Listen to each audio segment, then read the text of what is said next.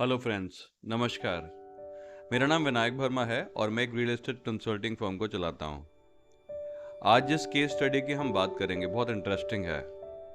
हमारे एक क्लाइंट थे और उनका एक बेटा था जो कि बहुत ही ज़्यादा शरारती और पढ़ने लिखने में बिल्कुल भी उसका मन नहीं लगता था। 12th में क्या हुआ, अनफॉर्चुनेटली वो एक गलत गैंग के चक्कर में आ गया। कुछ फ्रेंड सर्कल ख़राब थे उसके और वो ड्रग अब्यूज़ में चला गया। बिल्कुल घिसट घिसट के तो वो पास हुआ और बड़ी मुश्किल से उसका एक कॉलेज में एडमिशन हुआ। अब वो डिटेल्स मैं नहीं बता सकता कैसे एडमिशन हुआ, बट हो गया एडमिशन।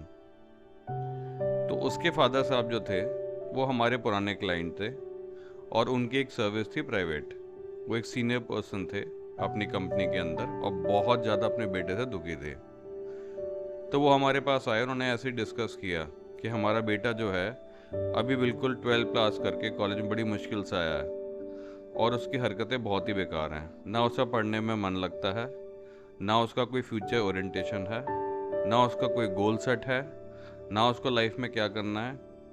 हर वक्त टीवी, फ्रेंड्स, ये मोबाइल, बस इसी में उसका दिमाग रहता है। तो मैंने उनसे बोला आप क्या चाहते हैं? तो उन्होंने बोला कि कोई तरीके से आप अगर इसको लाइन पे लगा सकते हैं। तो हमने डिसाइड किया कि चलो एक एक्सपेरिमेंट करते हैं। तो मैंने उनसे बोला कि आप इसके ऊपर महीने के 30,000 रुपये खर्च सकते हो। तो उन्होंने बोला कि देखो सैलरी तो मेरी 1.25 लाख है, बट ठीक है मैं 30,000 का रिस्क ज़रूर ले सकता हूँ, बट क्या इसकी लाइफ सेट हो जाएगी? मैंने कहा ये एक एक्सपेरिमेंट है जो हम करके देख सकते हैं। तो मैंने बोला मैं इनको थोड़ा सा काम सिखाऊंगा, टेली कॉलिंग का मैं इसको काम सिखाऊंगा। ये टेली कॉलिंग करेंगे रियल एस्टेट की।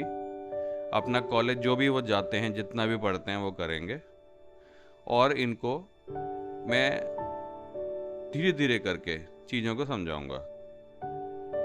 तो जब वो लड़का हमारे पास में आया, मैं किसी किसी की यहाँ पे आइडेंटिटी डिस्क्लोज नहीं कर सकता, ना हम पहले करते हैं, ना हम कभी करेंगे, ना किसी वीडियो में करेंगे, ना पर्सनल करेंगे। तो जब वो बच्चा हमारे पास आया तो हमने उससे बोला कि बेटा हम तुमको 10,000 रुपीज़ टेली कॉलिंग का सैलरी देंगे। तो वो पहले तो उसे विश्वास नहीं हुआ, फिर बोला कि ठीक है अंकल आप दे देना मेरे को टेली कॉलिंग का। और मैंने उससे बोला कि तुम जितनी भी टेली कॉलिंग करोगे और अगर उसके ऊपर कोई भी हमारे से क्लाइंट मिलने आते हैं और वो प्रॉपर्टी को समझते हैं तो और वो ट्रांजैक्शन हो जाता है तो हम उनको पर डील का 10,000 रुपीज़ और दे देंगे। तो उसने बोला अंकल लेकिन कोई ट्रांजैक्शन करेगा क्यों, मेरे को तो कुछ पता ही नहीं है। तो मैंने उसको एक बेसिक रूल बताया कि हम टॉप डेवलपर्स के साथ काम करते हैं, तुमको बच्चे सिर्फ टेली कॉलिंग करके जो लोग इंटरेस्टेड हैं उनसे एक मीटिंग फिक्स करानी है। तो उसने बोला ठीक है अंकल। तो हमने उसको कुछ चापरन प्रोजेक्ट समझाए और एक टेली कॉलिंग स्क्रिप्ट दी। उसके बाद उस बच्चे ने रेगुलरली कॉल करना शुरू किया। पहले दिन आई थिंक उसने 30-40 कॉल करी होंगी। मैंने उसको बोला ऐसे तो नहीं चलेगा। तो बोला अंकल टाइम नहीं मिलता, पढ़ने का बहुत रहता है। तो जब मैंने उसके फादर साहब से पूछा तो बोले कि कुछ नहीं है, सुबह से मोबाइल में लगा हुआ है, कुछ नहीं कर रहा। तो मैंने उसको बुलाया और एक बात बोली कि देखो बच्चे ऐसा है, क्या तुम सच में चाहते हो कि तुम्हारा करियर सेट हो, तुम्हारे फादर साहब तुमसे खुश हों? तो बोला कौन नहीं चाहता, बट मेरे पापा तो हर वक्त मुझे डांटते रहते हैं, मारते रहते हैं, वो हर वक्त बोलते हैं मैं निकम्मा हूँ। तो मेरा तो मन टूटा हुआ है और मैं तो उनसे कुछ बात भी नहीं करता। तो बेसिकली घर में एक अच्छा एटमॉस्फेयर भी नहीं था। तो पहले मैंने उनके फादर साहब का एक काउंसलिंग किया। मैंने बोला देखो ऐसा है, अगर आपने एक एक्सपेरिमेंट हम लोग कर रहे हैं तो इसमें आपको थोड़ा साथ देना पड़ेगा। आप केवल चाहें कि बेटा ही चेंज हो जाए ऐसे नहीं होगा, थोड़ा सा आपको भी चेंज होना पड़ेगा। तो बड़ी मुश्किल से उन्होंने मेरी बात मानी। उन्होंने बोला ठीक है मैं अपने बच्चे को कोई भी डांटूंगा नहीं, फिटकारूंगा नहीं, मारूंगा नहीं, कुछ गलत नहीं बोलूँगा। मैंने बोला अगर आप ऐसे बोलोगे तो अननोइंगली आप उसकी एनर्जी को डिप्लीट कर दोगे। फिर हम आगे चले तो बेटा जो था करीबन उसने फिर कॉलिंग स्टार्ट करा तो उसकी call rate 70-80 calls a day हो गया। करीबन तीसरा चौथा दिन रहा होगा तो एक क्लाइंट थोड़े से इंटरेस्टेड हुए। उसके बाद थोड़ा और समय निकला तो शॉर्ट में अगर बताऊं तो 1 महीने के अंदर करीबन 10-12 लोग थे जो थोड़े से इंटरेस्टेड थे और 3 क्लाइंट्स की मीटिंग हो गई।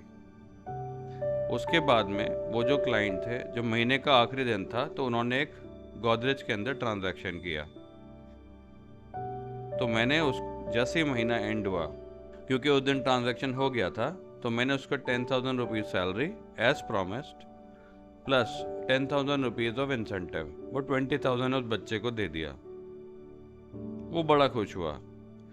मैंने उसको एक ही बात बोली, क्या तुम खुश हो? तो उसने बट ऑफ कोर्स बोला हाँ। तो मैंने बोला एक कंडीशन है, ये पैसा तुम खर्चोगे नहीं। तो वो बोला अंकल फिर?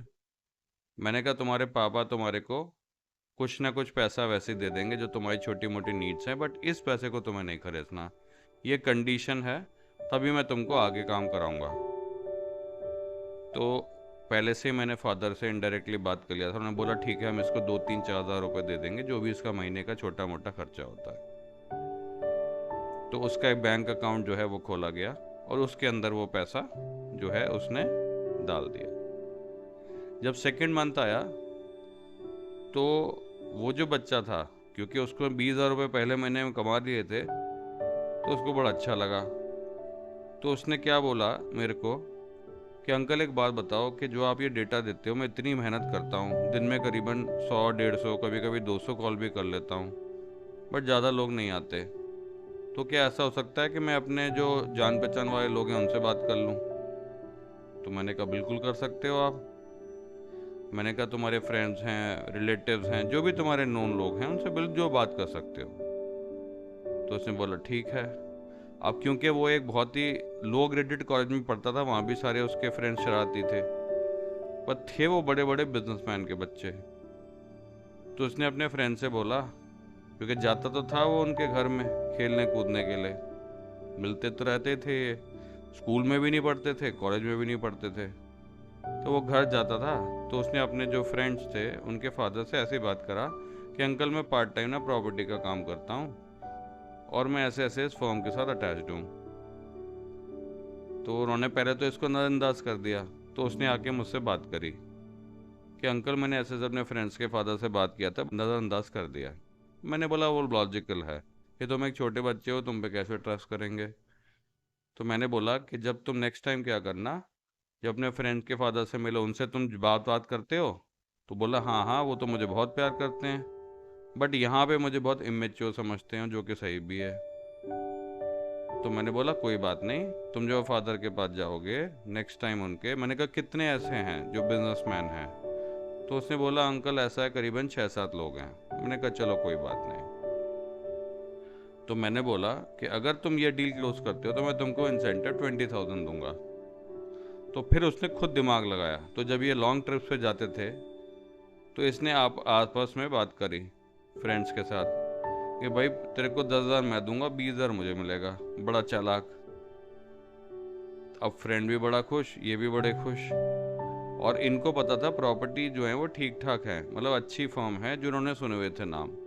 अब करीबन 8-10 फर्म्स थी, बट उसमें इन्होंने गोदरेज का नाम सुना हुआ था, और बाई चांस मिस्टेकली गोदरेज के प्रोजेक्ट आए थे। तो फ्रेंड के फादर से बात किया, तो ना केवल उन्होंने खरीदा बट उनके 3 फ्रेंड्स ने भी खरीद लिया। तो ऐसे करके उसका सेकेंड महीने में, ये भी करीबन मेरे ख्याल से 25वां या 26वां दिन हो गया था, आते आते, क्योंकि प्री लॉन्च में प्रॉपर्टी आई थी, तो करीबन 4 बुकिंग्स हो गई। तो 80,000 उसको मिल गए, जिसमें से एक फ्रेंड को उसने बोला था कि मैं तेरे को 10,000 वापस कर दूंगा अगर तेरे पापा ने खरीद लिया। तो 10,000 रुपये उसने फ्रेंड को दिए और बाकी का 20,000 उसने रखा। तो करीबन 60 वहाँ से और 10 यहाँ से 70,000 उसने सेकंड महीने, और 10,000 की सैलरी, 80,000 रुपये सेकंड मंथ में कमाया। फिर उसने बोला कि अंकल ऐसा है, काफ़ी सारे यहाँ पे ना इंडस्ट्रियल एरिया हैं, तो मैं वहाँ चला जाऊँ? मैंने कहा हाँ चले जाओ। तो बोला अंकल कुछ पैम्पलेट दे दो। मैंने कहा बिल्कुल, ये तो बहुत सेल्स में बहुत बढ़िया बंदा है। मैंने उसको पैम्पलेट दे दिए। तो मैंने बोला कितने चाहिए तुम्हें? तो बोला अंकल ऐसा है, करीबन 250-300 दुकानें हैं, तो आप मुझे उतने ही दे दो। तो मैंने फिर भी उसको 1,000 पैम्पलेट बांट दिए, मतलब दे दिए, हैंड ओवर कर दिए। 3 दिन बाद पता चला उसने पूरे 1000 के 1000। मैंने कहा इतनी दुकानें कहाँ से आ गई? कहता है जब मैं अंदर घूमने गया तो मुझे और दुकानें निकलती गई, और दुकानें निकलती गई। तो मैंने बोला ये डेटा को तुमने मैनेज किया जैसे मैंने तुम्हें बताया था? उसने बोला हाँ, मैंने कॉपी में सारा लिखा हुआ है। तो एवरी डे उसके 20-25 लोग के नाम नंबर वो ले आता था। तो ऐसे करीबन 3 दिन में उसके पास मोटा मोटा 54 नंबर हो गए थे। पहले दिन 20-25 थे, दूसरे दिन शायद 6-7 नंबर हुए थे, और तीसरे दिन वो कुछ ऐसे 20-1 नंबर हुए थे। तो करीबन 54-55 नंबर्स आ गए। अब थर्ड मंथ में क्या हुआ, क्लोजिंग कुछ भी नहीं हुई, तो मैंने उसको 10,000 सैलरी दे दी, और मोटिवेशन के लिए कि एक नई चीज़ हुई है, मैंने 10,000 उसको और दे दिया। तो उसने बोला अंकल आपने मुझे मना किया है पैसा खर्च करने को, बट मैंने सुना है कि आप प्लॉट्स का भी काम करते हो, प्रॉपर्टीज़ का भी काम करते हो, जो कि 2 करोड़ 3 करोड़ 5 करोड़ की प्रॉपर्टीज़ हैं। मैंने कहा हाँ। तो बोला अंकल कुछ सस्ते में नहीं हो सकता क्या? मैंने कहा क्या मतलब है तुम्हारा? कहता है छोटे छोटे अगर हम कुछ प्लॉट्स आपके पास सस्ते कुछ आते हैं 5-10 लाख रुपए के। मैंने कहा नहीं बेटा ऐसे तो नहीं होते, बट उसमें टायर 2 सिटीज़ हैं जहाँ पे कुछ डेवलपमेंट्स हो रही हैं, वहाँ पे मिलते हैं। तो उसने बोला ठीक है। तो मैंने उसको बोला, अब इन्वेस्टमेंट का थोड़ा रूल भी वो समझ गया था कि ऑफिस में बैठा रहता था, सुनता रहता था, और टेलीकॉलिंग करता रहता था, क्लाइंट से भी बहुत कुछ सीखता था। सीखने की ललक थी, पढ़ने की ललक नहीं थी, घूमने फिरने लोगों से बात करने का माहिर था। तो फिर क्या हुआ, उसने एक आउटस्कर्ट्स में एक प्लॉट में उसने देखा कि 10 लाख का प्लॉट है। तो पापा से जाके पूछा कि पापा मैं ये प्लॉट ले लूँ? तो पापा बोले कहाँ से लाएगा पैसा? तो बोला 80 मैंने पहले दूसरे महीने में कमाया था, जो पहला महीना था उसके अंदर मैंने 20,000 कमाया था, लाख रुपए मेरे अकाउंट में है, और तीसरे महीने में मेरे को 20,000 मिले थे। करीबन 1,20 मेरे उसमें है, और प्लॉट की वैल्यू करीबन 9.25 लाख 10 लाख के बीच में है। तो पापा ने, अब जहाँ वो बच्चा जो इतना शरारती इतना बदमाश, और कहाँ वो इस तरह से बात कर रहा है, तो पापा ने बोला चल कोई बात नहीं, ये ना पे कर पाएगा तो मैं रिस्क ले लेता हूँ। तो पापा ने बोला उसकी किस्त कैसे है? तो बोला उसमें क्या है, वो हर क्वार्टरली पेमेंट जाएगी उसमें। तो पापा ने बोला 2-2 लाख रुपए की वो किस्त थी। तो पापा ने बोला इनिशियल पेमेंट कितना है? तो बोला अभी तो 50,000 रुपये देने हैं, वो तो मैं अपने पास से दे दूंगा, अगले महीनों ने फिर 50 देने, वो भी मेरे पास पड़ा हुआ है। पापा ने बोला चलो ठीक है भैया। उन्होंने मुझे फ़ोन किया फादर साहब ने, क्या ये प्रॉपर्टी सही है? मैंने कहा प्रॉपर्टी ठीक है, एक डिसेंट रिटर्न दे जाएगी। और उन्होंने बोला कि मैंने कहा कि बेटा जिस हिसाब से आपका है ये बहुत अच्छा करेगा। उसके बाद में 4th मंथ में क्या हुआ, उसने क्या किया, जो उसकी लीज उसने कलेक्ट करी थी उसमें से 2 लोगों ने प्रॉपर्टी खरीद ली, और प्रॉपर्टी जो उन्होंने ली वो भी इस तरह से ली कि मतलब मोटा माटी मान लो वो रेडी ही बैठे हुए थे और उनको कुछ लेना ही था। अब मैं रीसेल्स का काम नहीं करता था उस बेल्ट में जहाँ पे बच्चा गया था। 3-4 लोगों ने बोला कि हमें तो रीसेल में प्रॉपर्टी चाहिए। तो मैंने उसको बोला कि तुम एक काम करो, वहाँ के जो लोकल ब्रोकर्स हैं उनसे मैं बात कर लेता हूँ, उसके थ्रू रीसेल्स हो जाएंगे। छोटे छोटे ट्रांजैक्शन थे पर हो गए। तो मोटा मोटा उसकी 4th मंथ में 3 डील और हो गई, तो करीबन 40,000 उसकी सैलरी और बन गई।